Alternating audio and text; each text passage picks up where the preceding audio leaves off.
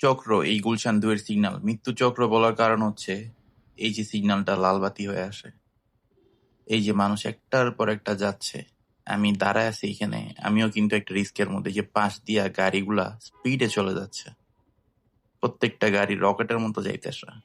অনেক সময় দেখা যায় মাঝখানেই দাঁড়ায় যাই আমি সিগন্যাল পড়লে।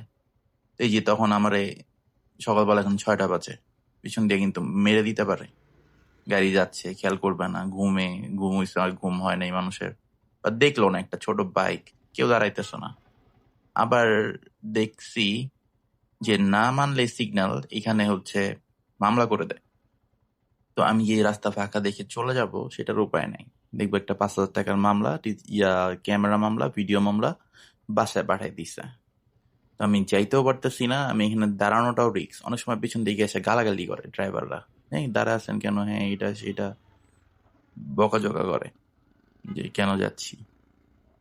মানে একটা বাজে অবস্থা, এখানে একটা কোনো ব্যবস্থা নেওয়া উচিত। আমরা বিদেশে দেখছি, সিঙ্গাপুর, অন্যান্য দেশে, চায়নাতে দেখছি বিভিন্ন জায়গায় সচেতন করে মানুষকে, যে লোকটা আসছে দাঁড়াইছে, উনি জিজ্ঞেস করতেছে আমাকে দেখে দাঁড়াইছে, ওই পাশেও এখন গাড়ি দাঁড়াইতেছে, ওই পাশেও 2টা গাড়ি এখন দাঁড়াবে, আমাকে দেখে দাঁড়াইতেছে কিন্তু জানে না। তো একটা সাইনবোর্ড অ্যাটলিস্ট লাগিয়ে দেওয়া উচিত যে ভাই এখানে কিন্তু ভিডিও মামলা হয়, আপনারা যাবেন না। তাহলে কিন্তু কেউ যাবে না, সবাই মানবে। একটা সাইনবোর্ড দেয় না কোথাও, যা ইচ্ছা লাগায় রাখে, একটা ক্যামেরা লাগাইছে হয়তো মানুষ জানেও না, ভিডিও মামলার জন্য একটা ক্যামেরা লাগাইছে মানুষ জানেও না, একটা সাইনবোর্ড লাগাই দেন আপনি।